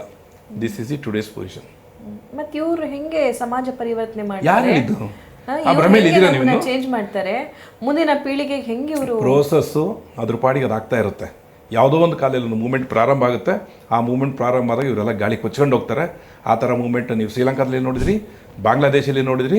ಈ ಥರ ಒಂದು ಮೂವ್ಮೆಂಟ್ ಇಂಡಿಯಾಗೆ ಬಂದೇ ಬರುತ್ತೆ. ಆಗುತ್ತೆ ಅಂತ 100%. ಟೈಮ್ ಆಗ್ಬೋದು, ಟೈಮ್ ಆಗ್ಬೋದು. ನಾಳೆನೇ ಆಗುತ್ತೆ ಅಂತ ನಾನು ಹೇಳಲ್ಲ. ಇನ್ನೊಂದು 20 ವರ್ಷ ಬಿಟ್ಟು ಆಗ್ಬೋದು. ಇವರೆಲ್ಲರೂ ಕೊಚ್ಕೊಂಡು ಹೋಗ್ಬಿಡ್ತಾರೆ ಗಾಳಿ. ಆ ಥರದ ಒಂದು ಯುವ ಶಕ್ತಿ ಎದ್ದೇಳಬೇಕಿಲ್ಲಿ. ಅದು ಈಗ ಮೊನ್ನೆ ನೋಡಿ ಧಾರವಾಡದಲ್ಲಿ ಸ್ಟೂಡೆಂಟ್ಸು ಪ್ರೊಟೆಸ್ಟ್ ಮಾಡಿದ್ರು ದೊಡ್ಡ ಮಟ್ಟದಲ್ಲಿ. ನಾನು ಅವತ್ತು ಅಲ್ಲೇ ಇದ್ದೆ. ಅವ್ರಿಗೆ ಯಾರೂ ಲೀಡರ್ ಇಲ್ಲ, ಯಾವ ಪೊಲಿಟಿಕಲ್ ಪಾರ್ಟಿ ಬ್ಯಾಕ್ಗ್ರೌಂಡ್ ಇಲ್ಲ. ನಮಗೆ ಕೆಲಸ ಕೊಡಿ. ಅವ್ರು ಎಲ್ಲರೂ ಅಗೇನ್ಸ್ಟ್ ಇದ್ರು. ಅಲ್ಲಿ ಲೋಕಲ್ MLA ಇಂದ ಹಿಡಿದು ಪಕ್ಕದ ಕಾನ್ಸ್ಟಿಟ್ಯೂನ್ಸಿ ಇಂದ ಹಿಡಿದು ಎಲ್ಲರೂ. ಅಶೋಕ್ ಅವ್ರನ್ನ ಮಾತಾಡಕ್ ಬಿಡ್ಲಿಲ್ಲ. ಅವರು ವಾಪಸ್ ಕಳಿಸಿದ್ರು. I was there. ನಾನು ಅವತ್ತು ಧಾರವಾಡದಲ್ಲಿದ್ದೆ. ನಾನು ಸಂತೋಷ್ ಲಾಡ್ನ ಭೇಟಿ ಮಾಡೋಕೆ ಹೋಗಿದ್ದೆ. ನನ್ನ ಸ್ನೇಹಿತರವರು ಹೋಗಿದ್ದೆ. ಎಲ್ಲರೂ ವಾಪಸ್ ಕಳಿಸಿದ್ರು ಅವರು. ಅಂದರೆ ನೀವೊಂದು ಹೋರಾಟಕ್ಕೆ ದೊಡ್ಡ ಶಕ್ತಿ ಇರುತ್ತೆ. ಗಾಂಧಿ ಕಲಿಸಿದ್ದು ನಮಗೆ ಅದನ್ನೇ, ಆ ಹೋರಾಟನ. ಅದು ಉಗ್ರ ರೂಪದಲ್ಲಿರ್ಬೋದು, ಸೌಮ್ಯ ರೂಪದಲ್ಲಿರ್ಬೋದು, ಬೇರೆ ಬೇರೆ ರೂಪದಲ್ಲಿರ್ಬೋದು. ಬಟ್ ಇಲ್ಲಿದೆ ಹೋರಾಟ. ನಿಮಗೆ ಒಂದು ಹೋರಾಟ ತೋರಿಸಿ, ನೀವು ಇತ್ತೀಚೆಗೆ ಒಂದು ಸ್ಟ್ರಾಂಗ್ ಹೋರಾಟ ತೋರಿಸಿ. ಒಂದು 15-20 ವರ್ಷದಲ್ಲಿ ಎಲ್ಲ ರೋಲ್ ಕಾಲ್ ಹೋರಾಟಗಳು. ಅವನ ಸಲುವಾಗಿ ಇವನು ಹೋರಾಟ ಮಾಡೋದು, ಇವನ ಸಲುವಾಗಿ ಅವನಿಗೆ ಯಾರು ಕಳಿಸಿ ಹೋರಾಟ ಮಾಡಿಸೋದು. ಇದು ಹೋರಾಟ ನಿಂತಿದೆ. ಮುಸ್ಲಿಮ್ಸ್ ಬಂದು ಅವ್ರ ಜೊತೆಗೆ ಮುಸ್ಲಿಮ್ಸ್ ಟೀಟ್ ಕೊಡಬೇಡ್ರಿ ಅಂತ ಹೇಳ್ತಾರೆ. ಎಲ್ಲಿ ಬಂದಿದೆ ನೋಡಿ. ಮುಸ್ಲಿಂ ತಂಜೀಮ್ ಅಧ್ಯಕ್ಷ ಒಬ್ಬ ಬಂದಿದ್ದಾನೆ ನಿನ್ನೆ. ಮುಸ್ಲಿಂ ಸಮಾಜ ತನಗೆ ಓಟಾಗಿ ಗೆಲ್ಸಿದೆ. ಅವನು ಮುಸ್ಲಿಂ ಪರವಾಗಿರೋದು ಬಿಟ್ಟು ಆತ ಹೇಳ್ತಾನೆ, ಇಲ್ಲ ನೀವು ಇವ್ರಿಗೆ ಕೊಡಿ ಟಿಕೆಟು ಅಂತ ಹೇಳ್ತಾನೆ. ಅಂದರೆ ನೀವು ಹೆಂಗೆ ಕರಪ್ಟ್ ಮಾಡ್ತೀರಾ ಸಿಸ್ಟಮ್ ಅನ್ನೋದಕ್ಕೆ these are the examples. System correct ಮಾಡಿ ಇಸ್ ವೆರಿ ಈಸಿ. ನಿಮಗೇನು ಹೇಳ್ಬೇಕಲ್ಲ, ಆಸೆ ಪವರು, ಹಣ ಇವೆಲ್ಲ ಆಸೆ ತೋರಿಸೋದು. ಆಪರೇಷನ್ ಕಮಲ ಆಯ್ತಲ್ಲ ಆ ಥರ ಅಷ್ಟೇ. ಇವೆಲ್ಲ ಆಪರೇಷನ್ ಕಮಲದ ಎಕ್ಸ್ಟೆಂಡೆಡ್ ಪಾರ್ಟ್ಗಳು ಅಷ್ಟೇ, ಇವೆಲ್ಲ ಬೇರೆ ಇನ್ನೇನು ಅಲ್ಲ. ಸೊ ಹಾಗಾಗಿ ನೀವು ಒಬ್ಬ ರಾಜಕಾರಣಿ, ನೀವು ಸಿಂಪಲ್ ಯೋಚನೆ ಮಾಡಿ, ಅವ್ರ ಮಗ 26 ವರ್ಷ, ನಾನು ಆಗಲೇ ಹೇಳ್ದಂಗೆ. ನೀನು ಓದಪ್ಪ, ಇನ್ನೂ ಸ್ವಲ್ಪ ಏನಾರು ಬಿಸ್ನೆಸ್ ಅಲ್ಲಿ. ಆಮೇಲೆ ದಾವಣಗೆರೆ ಇನ್ನೊಂದು ಇಂಟ್ರೆಸ್ಟಿಂಗ್ ಮರ್ತೋಗ್ಬಿಡುತ್ತೆ. ಮಲ್ಲಿಕಾರ್ಜುನ್ ಇಲ್ಲಿಗೆ ನಿನ್ನೆ ಬಂದ್ರಲ್ಲ, ಅಲ್ಲಿ ದಾವಣಗೆರೆಯಲ್ಲಿ ಯಾರೋ ಟಿ ವಿಯಲ್ಲಿ ಕೇಳಿದರು, ಏನು ಸರ್ ನೀವು ನಿಮ್ಮ ಮಗನಿಗೆ ಕಂಟೆಸ್ಟ್ ಮಾಡಿಸ್ತೀರಾ ಅಂತ. ಮೊನ್ನೆ ಮಲ್ಲಿಕಾರ್ಜುನ್ ಹೇಳ್ತಾರೆ, ಎಷ್ಟು ಜನ ಮನೆಗೆ ಪೊಲಿಟಿಕ್ಸ್ ಮಾಡ್ಬೇಕು, ನಮ್ಮ ಮನೇನು ಹೊಟ್ಟೆಗೆ ಇಟ್ಟು ಬೇಡವಾ, ಇಟ್ಟಿಲ್ವಾ, ಕೆಲಸ ಮಾಡ್ತಾರೆ ನನ್ನ ಮನೇಲಿ ಅಂತ ಅಲ್ಲಿ ಹೇಳೋದು. ಇಲ್ಲಿ ಜನ ಕರ್ಕೊಂಬಂದ್ಬಿಟ್ಟು ನನ್ನ ಮಗನಿಗೆ ಟೀಟ್ ಕೊಡಿಸಿ ಅಂತ ಇವರಿಂದ ಹೇಳ್ಸೋದು. ಅಂದ್ರೆ ಜನ ಹೇಳಿದಾರ ಅದನ್ನ ಅಥವಾ ಜನ ಹೇಳಿಸೋದು? ಇದು ಹೇಳೋದು ಬೇರೆ ಮತ್ತೆ ಹೇಳ್ಸೋದು ಬೇರೆ. ಬಂದಿರೋ ಜನ ಕಮ್ಯುನಿಟಿಗೋಸ್ಕರ ಬಂದ್ರ ಅಥವಾ ಸಮರ್ಥಗೋಸ್ಕರ ಬಂದ್ರ? ಅಲ್ಲಿ ಮೇಲೆ ಕಾಣುತ್ತಾರೆ. ಯಾಕೆ ಕಮ್ಯುನಿಟಿಗೋಸ್ಕರ ಬಂದಿರತಕ್ಕಂಥವ್ರು ಅಲ್ಲಿ 25 ಕಮ್ಯುನಿಟಿಯವ್ರು ಬಂದಿದ್ರು, ಅವರೆಲ್ಲ ಕೇಳ್ಬೋದಿತ್ತು. ಅಲ್ಲಿ ಒಂದೇ ಉದ್ದೇಶ, ಈಗ ಮೈನಾರಿಟಿ ಕೊಡಬೇಕು ಅಂತೇಳಿ ದೊಡ್ಡ ಚರ್ಚೆ ನಡೀತಾ ಇದೆ. ಮೊನ್ನೆ ಶಾಮನೂರು ಶಿವಶಂಕರ ಸಾಹೇಬರಿದ್ದಾಗ ಅಂತ ಆಗಿದ್ದಿಲ್ಲ ಅದು. ಈಗ ಅದು ಬಂದ ತಕ್ಷಣ ಇವರು ಎಚ್ಚೆತ್ತುಬಿಟ್ಟು, ಇದು ಬಿಟ್ಟುಬಿಟ್ರೆ ನಮ್ಗೆ ಕೈ ಸಿಗಲ್ಲ ಅಂತ ಹೇಳಿ, ಅದು ಏನಾದರೂ ಮಾಡಿ ಆ ಸೀಟ್ ನಮ್ಮ ಕಬ್ಜಾದಲ್ಲಿರಬೇಕು, ನಾವೇ ಕಂಟೆಸ್ಟ್ ಮಾಡಬೇಕಲ್ಲಿ, ನಾವೇ ಅಲ್ಲಿ ನಮ್ಮ ಫ್ಯಾಮಿಲಿನೇ ಇರಬೇಕು, ಅಥವಾ ನಾಳೆ ಮಲ್ಲಿಕಾರ್ಜುನ ವಾಪಸ್ ಅಲ್ಲಿಗೆ ಬರ್ಬೋದು ದಕ್ಷಿಣಕ್ಕೆ. ಆ ಥರ ಪ್ಲ್ಯಾನ್ ಇದೆ. ಅದು ಕ್ಲಿಯರ್, ಇದು ಎಲ್ಲರಿಗೂ ಗೊತ್ತಿರ್ತಕ್ಕಂಥದ್ದು.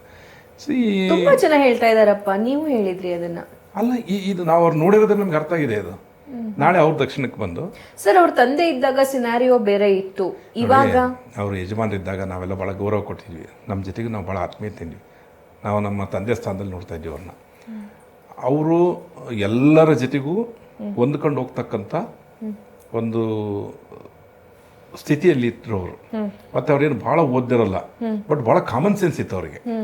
ಎಷ್ಟು ಕಾಮನ್ ಸೆನ್ಸ್ ಅಂದರೆ, ಎಲ್ಲರನ್ನೂ ಅವರು ಹಚ್ಕೊಂಡು ಮಾತಾಡ್ಸ್ತಾ ಇದ್ರು, ಎಲ್ಲರನ್ನು ಜೊತೆಗೆ ಇಟ್ಕೊಂಡು ಹೋಗ್ತಾ ಇದ್ರು.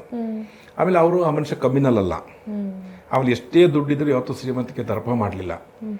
ಆಮೇಲೆ ಏನೋ ಬೆನ್ನತ್ ನನಗೆ ಅದು ಬೇಕು ಇದು ಬೇಕು ಅಂತ ಮನುಷ್ಯ ಅಲ್ಲ. ಹಂಗಾಗಿ ಎಲ್ಲರಿಗೂ ಇಷ್ಟ ಆಗಿದ್ರು ಅವರು, ಯಜಮಾನ್ರು ಎಲ್ಲರಿಗೂ ಇಷ್ಟ ಆಗಿದ್ರು. ಹಂಗಾಗಿ ಅವ್ರು ಬಂದ ಇವ್ರು ಯಾರು ಕೇಳಿಲ್ಲ, ಮೈನಾರಿಟೀಸು 30 ವರ್ಷ ಅವ್ರಿಗೆ ಬಿಟ್ಕೊಟ್ಬಿಟ್ರು, ಇವರೇ ಕೇಳಿದ್ದಿಲ್ಲ. ಈಗ ಅವ್ರು ತೀರ್ಕೊಂಡಿದ್ದಾರೆ, ಆ ಸ್ಥಾನ ಖಾಲಿ ಇದೆ, ನಮ್ಮ ಜನಸಂಖ್ಯೆ ಇಷ್ಟಿದೆ, ನಮಗೆ ಕೊಡಿ ಅಂತ ಕೇಳ್ತಾರೆ. ಅದೇನು ದೊಡ್ಡ ತಪ್ಪಲ್ಲಲ್ಲ. ಆ ಜಮೀರ್ ಮೇಲೆ ಮಾತಾಡ್ತಾರೆ, ಏನೇನೋ ಮಾತಾಡ್ತಾರೆ. ಆ ಜಮೀರ್ ಬಂದು ದಾವಣಗೆರೆ ಯಾರು ಹೆಸರು ಅನೌನ್ಸ್ ಮಾಡಿದ್ನಾ? ಯಾರು ಮಾಡಿಲ್ಲ ಅವರು. ಮೈನಾರಿಟಿ ಕೊಟ್ರಿ ಅಂತ ಕೇಳಿ, ಈಗ ಮೈನಾರಿಟಿ ಲೀಡರ್ ಜಮೀರ್ ಸಾಬ್ರು, ನಾನು ಮೈನಾರಿಟೀಸ್ ಅವರು ಕೇಳ್ತಾರೆ. ಈಗ ಶಿವಶಂಕರಪ್ಪರು ವೀರಶೈವ ಮಹಾಸಭಾ ಅಧ್ಯಕ್ಷರು, ಲಿಂಗಾಯತರು ಸತೀಶ್ ಜಾರಕಿಹೊಳಿ ಹತ್ರ ಹೋಗೋದಿಲ್ವಾ? ಈಗ ನಾಯಕರು ಸತೀಶ್ ಜಾರಕಿಹೊಳಿ ಅವ್ರ ಲೀಡರು, ರೇವಣ್ಣನವರ ಹತ್ರ ಹೋಗೋದಿಲ್ವಾ? ಆಮೇಲೆ ಬಿಜೆಪಿ ಅವರು ಶ್ರೀರಾಮ್ಲು ಅವ್ರ ನಾಯಕರಲ್ಲಿ ಹೋಗ್ತಾರೆ, ಲಿಂಗಾಯತ ಹೋಗೋದಿಲ್ವಾ? ಇದು ಸಿಸ್ಟಮ್. ಓಕೆ, ಜಮೀರ್ ಸಾಬ್ರಿಗೂ ದಾವಣಗೆರೆಗೆ ಬಂದಾಗ ನಾನು ಇದ್ದೆ ಅವತ್ತಲ್ಲಿ ಅವ್ರ ಜೊತೆ.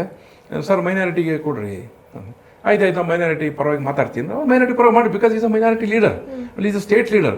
ಬೇರೆ ಬೇರೆ ಸ್ಟೇಟ್ ಹೋಗಿ ಎಲ್ಲ ಕ್ಯಾಂಪೇನ್ ಮಾಡ್ತಾರೆ ಅವರು. ಅವ್ರನ್ನ ಕಾಂಗ್ರೆಸ್ ಪಾರ್ಟಿ ಕ್ಯಾಂಪೇನ್ ಏನು ಸ್ಟಾರ್ ಕ್ಯಾಂಪೇನರ್ ಅಂತ ಕನ್ಸಿಡರ್ ಮಾಡ್ತಾರೆ. ನೀನೇ ಬಂದು ದಾವಣಗೆರೆ ಮಾತಾಡೋಕೆ?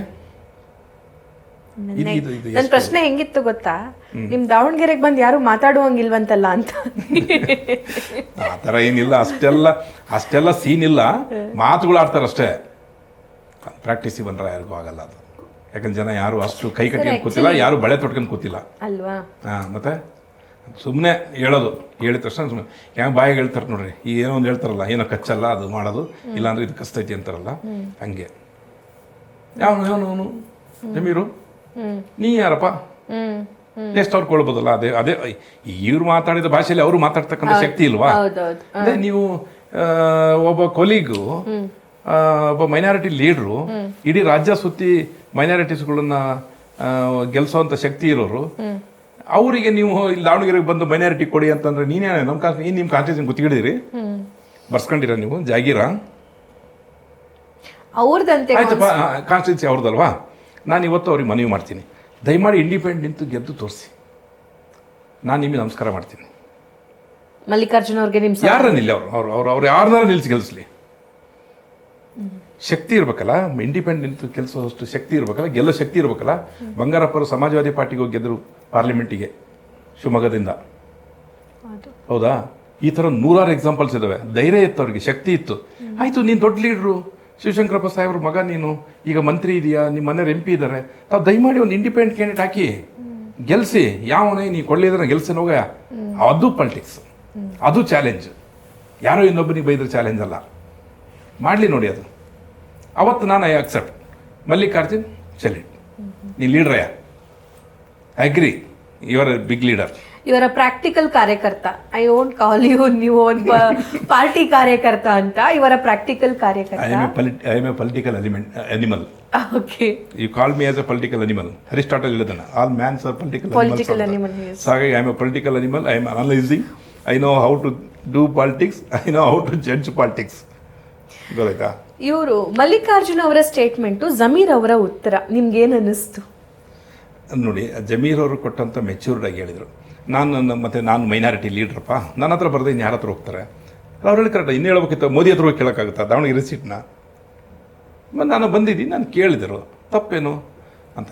ಅದೇ ನೋಡಿ, ಅವರು ಎಷ್ಟು ಪೊಲೈಟಾಗಿ ಉತ್ತರ ಕೊಟ್ಟರು. ಉತ್ತರ ಪೊಲೈಟಾಗಿ ಕೊಟ್ಟಾರೆ, ಆ್ಯಕ್ಷನ್ ಹಾರ್ಡ್ ಇರ್ತೈತೆ ಆಮೇಲೆ. ಅದು ಗೊತ್ತಾಗಬೇಕಷ್ಟು.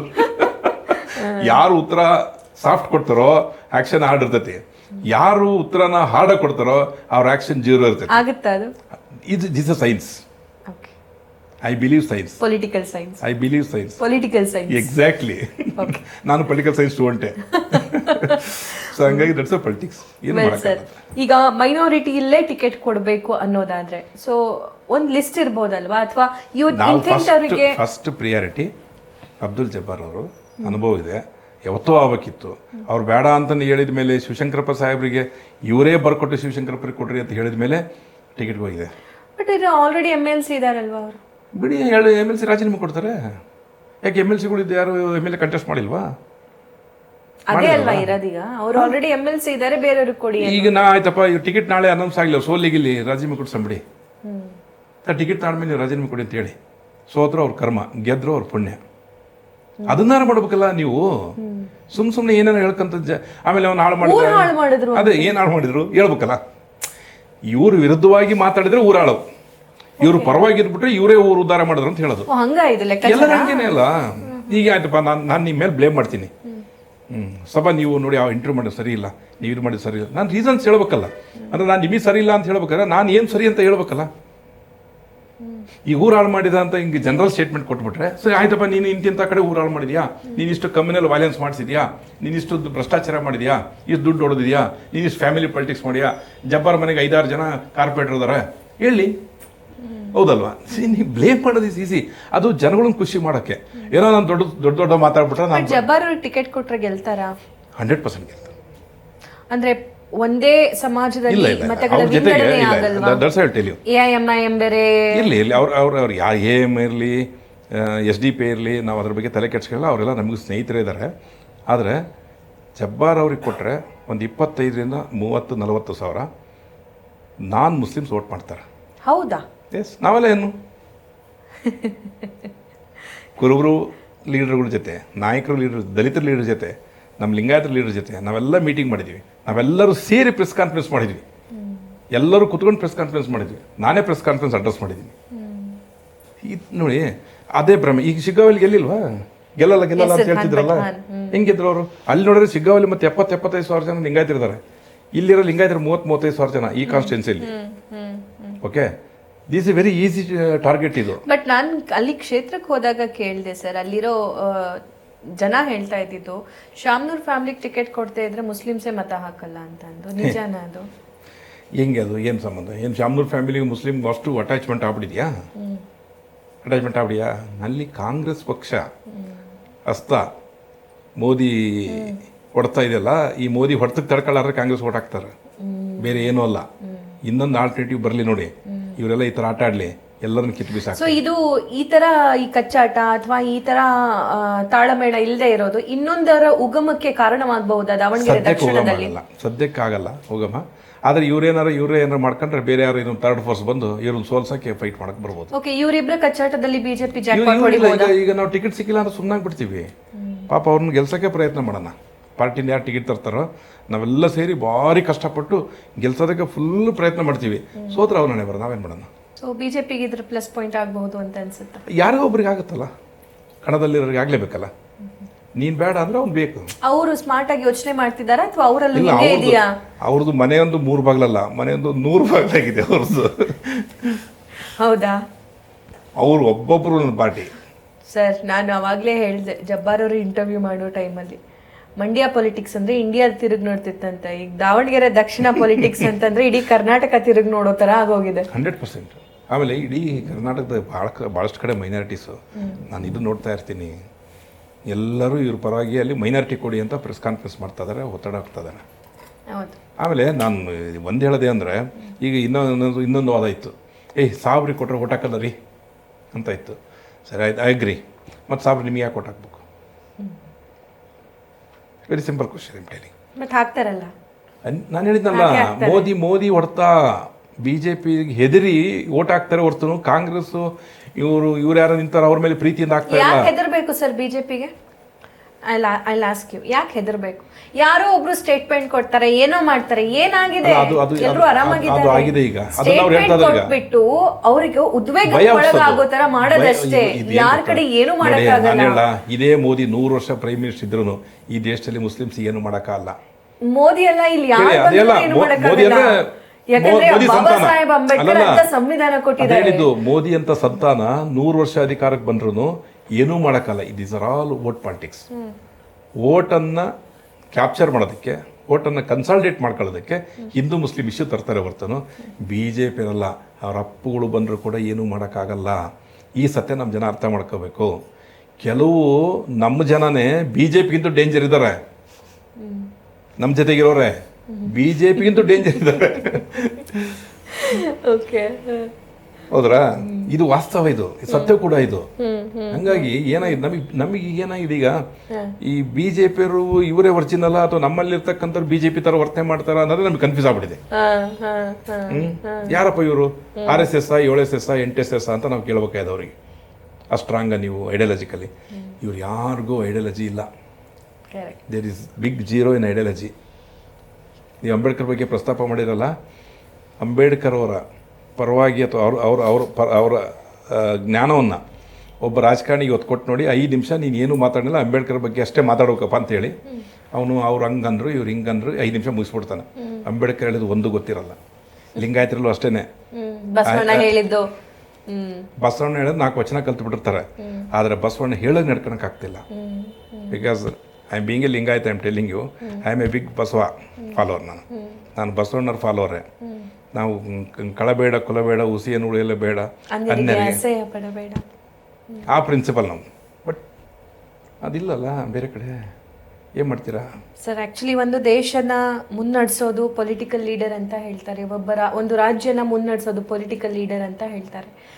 ಸೊ ಅದನ್ನು ಕಾರ್ಯಗತಗೊಳಿಸೋದು ಅಲ್ಲಿರುವಂತಹ ಅಧಿಕಾರಿಗಳು ಅಂತ ಹೇಳ್ತಾರೆ. ಪೊಲಿಟಿಕ್ಸೇ ಇಷ್ಟೊಂದು ಗೊಂದಲದಿಂದ, ಇಷ್ಟೆಲ್ಲ ಕುಟುಂಬ ರಾಜಕೀಯದಿಂದ ಕೂಡಿದ್ರೆ ಭಾರತದ ಭವಿಷ್ಯ ಅಥವಾ ಕರ್ನಾಟಕದ ಭವಿಷ್ಯ ಏನಾಗಬೇಕು ಅನ್ನುವಂತಹ ಪ್ರಶ್ನೆ ಜನಸಾಮಾನ್ಯರಲ್ಲಿ ಮೂಡೋದಂತ ಸಹಜ. ಎಲ್ಲಿವರೆಗೂ ಜನ ಪೊಲಿಟಿಕ್ಸನ್ನು ಅರ್ಥ ಮಾಡ್ಕೊಳ್ದೆ ಎಂಟ್ರಿ ಆಗೋದಿಲ್ವೋ ಸೀರಿಯಸ್ ಆಗಿ ಕಣ್ಣೀರ್ ಹಾಕ್ತಿರಲ್ಲ ಸರ್, ಹೊರಗಡೆ ಬಂದು ನಿಮ್ಮನ್ನೇನು ಅರ್ಥ ಮಾಡ್ಕೊಳ್ಳೋದು ಆಗಲ್ಲ. ಹೊರಗಡೆ ಬಂದು ಕಣ್ಣೀರ್ ಹಾಕೋದು, ಒಳಗಡೆ ಬಂದು ಎಲ್ಲರೂ ಸೇರ್ಕೊಂಡು ಊಟ ಮಾಡೋದು, ನಿಮ್ ಮಕ್ಳು ಮದ್ವೆ ನಿಮ್ ಮಕ್ಳು ಮದ್ವೆಗೆ ಇವ್ರು ಬರೋದು, ಇವ್ರ ಮಕ್ಳು ಮದ್ವೆಗೆ ಅವ್ರು ಹೋಗೋದು, ಬೀದಿಲ್ ನಿಂತ್ಕೊಂಡು ಕಚ್ಚಾಡ್ಕೊಳ್ಳೋದು ಸಾಮಾನ್ಯ ಜನ. ನೀವು ಇಷ್ಟು ಹೇಳಿದ್ರಿ, ಇನ್ನೂ ಜಾಸ್ತಿ ಅಡ್ಜಸ್ಟ್ಮೆಂಟ್ ಹೇಳ ನಾನು ಹೇಳ್ಬಿಡಿ ಸರ್.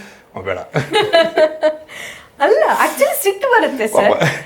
ನೋಡಿ ಕೈ ಮುಗಿತಾರ ಅವರು, ಸರ್ ಜಾಸ್ತಿ ಆಗ್ಬಿಡಿದೆ ನಿಮ್ದು ಹೇಳಕ್ ಹೋಗ್ಬಿಡಿ ಅಂತ ಹೇಳಿ. ಇಂಥ ವ್ಯವಸ್ಥೆಯಲ್ಲಿ this is a practical truth, I am telling you. ಇದು ಸತ್ಯ, ವಾಸ್ತವ ಸತ್ಯ ಇದು ನೀವು ಹೇಳಿದ್ದು. ಹಂಗಾಗಿ ಯಾರ್ಯಾರ ಮೇಲೇನು ಕೂಡ ವಿಶ್ವಾಸ, ಜನಕ್ಕೂ ರಾಜಕಾರಣಿಗಳ ಮೇಲೆ ವಿಶ್ವಾಸ ಇಲ್ಲ ರೀ. ನೀವು ಒಬ್ಬ ಮಂತ್ರಿ ಕ್ಯಾಬಿನೆಟ್ ಒಂದು ಉದಯ ಟಿವಿ ಒಂದು ಕಾರ್ಯಕ್ರಮ ಮಾಡಿದ್ರು. ಮಂತ್ರಿ ಫೋಟೋ ಇಟ್ಕೊಂಡು ಹೋಗ್ಬಿಟ್ಟು ಕೋರಮಂಗಲ ಆ ಕಡೆ ಈ ಕಡೆ ಎಲ್ಲ ಕಾಲೇಜುಗಳಲ್ಲಿ ಅಲ್ಲಿ ತೋರಿಸಿದ್ರು. ಯಾರಿವರು ನೋಡಿದ್ರೆ ಕಾರ್ಯಕ್ರಮ? ನೀವು ಕೇಳಿ, ನಾನು ನೋಡ್ತಾ ಇದ್ದೆ. ಒಂದು ದಿವಸ MB ಪಾಟೀಲ್ ಫೋಟೋ ಹಿಡ್ಕೊಂಡು ಹಿಂಗೆಲ್ಲ ತೋರಿಸ್ಕೊಂತ ಬಂದರು. ಒಂದು 50 ಜನಕ್ಕೆ ಕೇಳಿದ್ರೆ 49 ಜನನೂ ಅವ್ರ ಹೆಸರು ಹೇಳಿಲ್ಲ.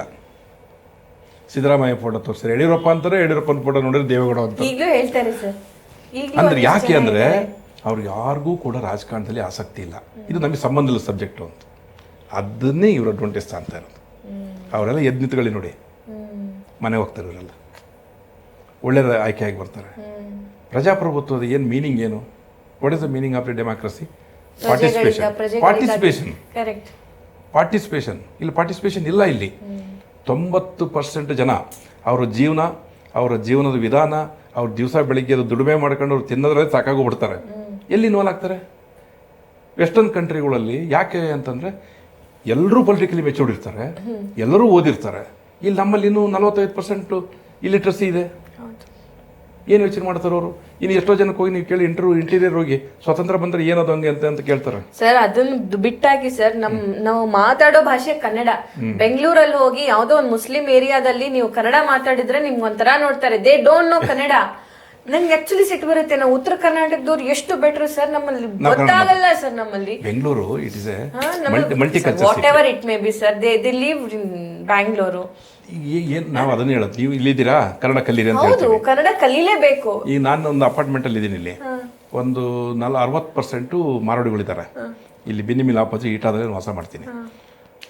ಒಬ್ಬರು ಕನ್ನಡ ಮಾತಾಡಲ್ಲ, ಎಲ್ಲ ಚಿಕ್ಕಪೇಟೆ ವ್ಯಾಪಾರಸ್ಥರು. ಸುಭಾಷ್ ಸರ್, ನನಗೆ ನನ್ನ ಕೊಲೀಗ್ಸು ನನ್ನ ಫ್ರೆಂಡ್ಸ್ ಎಲ್ಲರೂ ನೀವು ಎಷ್ಟು ಚಂದ ಕನ್ನಡ ಮಾತಾಡ್ತೀರಿ, ಎಷ್ಟು ಚಂದ ಕನ್ನಡ ಮಾತಾಡ್ತೀರಿ ಅಂತಾರೆ. ಇಲ್ಲ ನಮ್ ಕಡೆ ಎಲ್ಲ ಮಾತಾಡೋದೇ ಹಿಂಗ ಅಂತ ನಾನ್ ಅಂತೀನಿ. ಬಟ್ ನಮ್ಗೆ ಖುಷಿ ಆಗಲ್ಲ, ಬೇಜಾರಾಗುತ್ತೆ. ಯಾಕಂದ್ರೆ ಇಲ್ಲಿಯವ್ರು ಮಾತಾಡಲ್ವಲ್ಲ ಕನ್ನಡ. ಚೆನ್ನಾಗಿ ಮಾತಾಡೋ ಯಾರು ಸಿಕ್ಬಿಟ್ರೆ ಎಷ್ಟು ಇಂಪಾಗಿ ಕೇಳಿಸ್ಕೊಳ್ತಾರ ಅವರು ಅಂತ ಅನ್ಸುತ್ತೆ ನನ್ಗೆ. ಇಲ್ಲ, ನಮ್ಮ ಭಾಷೆಗೆ ನಾವು ಪ್ರಾಮುಖ್ಯತೆ ಕೊಡಬೇಕು. This hour mother tongue. Yes, of course. We have to learn. No matter what, in which religion you are born. ನೀವು ಇನ್ನೂ ಭಾಳ ಜನ ಹೇಳ್ತಿರ್ತಾರೆ, ನೀವು ಹೋಗ್ಬಿಟ್ಟು ಯಾರೋ ಒಂದು ಕನ್ನಡದಲ್ಲಿ ನಿಮಗೆ ಏನಾದ್ರು ಪ್ರಶ್ನೆ ಕೇಳಿದ್ರೆ ಅವ್ನು ಕನ್ನಡದನು ಅವ್ನು ಹಿಂದಿಯಲ್ಲಿ ಉತ್ತರ ಕೊಡ್ತಾನೆ. ಹಿಂದಿ ಇಂಗ್ಲೀಷಲ್ಲಿ ಉತ್ತರ ಕೊಡ್ತಾನೆ. ವೆಲ್ ಸರ್, ಸೊ ದಾವಣಗೆರೆ ದಕ್ಷಿಣದ ಬಗ್ಗೆ ಫೈನಲಿ ನಿಮ್ಮ ಕ್ಷೇತ್ರದ ಮತದಾರರಿಗೆ ನೀವೇನು ಹೇಳ್ತೀರಿ? ಮೆಚೂರ್ಡ್ ಇದ್ದಾರೆ, ಬುದ್ಧಿವಂತರಿದ್ದಾರೆ, ಅವ್ರಿಗೆ ಗೊತ್ತಾಗುತ್ತೆ ಯಾರಿಗೆ ಓಟ್ ಹಾಕ್ಬೇಕು ಅಂತ. ಓಟ್ ಹಾಕಿ ಒಳ್ಳೆ ಅಭ್ಯರ್ಥಿನ ಗೆಲ್ಸಿ ಅಷ್ಟೇ. Subhash sir, thank you. ನೀವು ಪೊಲಿಟಿಕಲ್ ಅನಿಮಲ್ ಅಲ್ಲ, ನೀವು practical animal. Thank you so much ಕಾರ್ಯಕ್ರಮದಲ್ಲಿ ಜಾಯಿನ್ ಆಗಿದ್ದಕ್ಕೆ. ಮತ್ತೊಂದ್ಸಲ ಮಾತಾಡೋಣ. ಕೊಂಕಣ ಸುತ್ತ ಎಲ್ಲರಿಗೆ ಬಂದ್ವಿ, ಕೊಂಕಣದ ಬಗ್ಗೆ ಮಾತಾಡೋದು ತುಂಬಾ ಇದೆ. ತುಂಬಾ ಪ್ರಾಕ್ಟಿಕಲ್ ಆಗಿ ಸುಭಾಷ್ ಸರ್ ನಿಮ್ಗೆ ದಾವಣಗೆರೆ ದಕ್ಷಿಣದ ಸಿನಾರಿಯೋ ಅಷ್ಟೇ ಅಲ್ಲ, ಇಡೀ ರಾಜಕೀಯ ವಾಸ್ತವತೆ ಏನಿದೆ ಅನ್ನೋದನ್ನ ನಿಮ್ ಮುಂದೆ ತೆರೆದಿಟ್ಟಿದ್ದಾರೆ. No matters what party it is, irrespective of party ಒಬ್ಬ ಕಾರ್ಯಕರ್ತ ಏನ್ ಮಾತಾಡ್ಬೇಕು ಅದನ್ನ ನಿಮ್ಮೆಲ್ಲರ ಮುಂದೆ ತೆರೆದಿಟ್ಟಿದ್ದಾರೆ. ಇದನ್ನ ಯಾಕೆ ಮಾತಾಡಿದ್ದಾರೆ ಅಂತಂದ್ರೆ, ಇಲ್ಲಿ ದಾವಣಗೆರೆ ದಕ್ಷಿಣದ ಮತದಾರರಷ್ಟೇ ಅಲ್ಲ, ಇಡೀ ಕರ್ನಾಟಕದ ಮತದಾರರು ಅಚ್ಚುಕಟ್ಟಾಗಿ ಅವರು ಕನ್ನಡದಲ್ಲಿ ಮಾತಾಡಿರೋದ್ರಿಂದ ನಿಮಗೂ ಅರ್ಥ ಆಗುತ್ತೆ. ನಾವು ನಮ್ಮ ದೃಷ್ಟಿಕೋನ ಬದಲಾಯಿಸಬೇಕಾಗಿದೆ, ನಾವು ಕಣ್ಣು ತೆರಿಬೇಕಾಗಿದೆ. ಯಾರು ಏನು ಮಾಡ್ತಿದ್ದಾರೆ, ಯಾರೆಲ್ಲ ಹೋಗ್ತಿದ್ದಾರೆ, ಯಾರ ಪ್ಲ್ಯಾನ್ಸ್ ಏನಾಗಿದೆ, ಯಾರ ಹಿಂದೆ ಏನೇನು ಮಾಡಿದ್ದಾರೆ, ಇದೆಲ್ಲ ಒಂದ್ಸಲ ಗ್ಲಾನ್ಸ್ ಮಾಡಿ ವೋಟಿಂಗ್ ಬೂತಿಗೆ ಹೋಗ್ತಿರಲ್ಲ, ಆವಾಗ ನಿಮ್ಮ ಹಕ್ಕನ್ನು ಚಲಾಯಿಸಿ ಅನ್ನೋದು ಅವರ ಮಾತಾಗಿತ್ತು.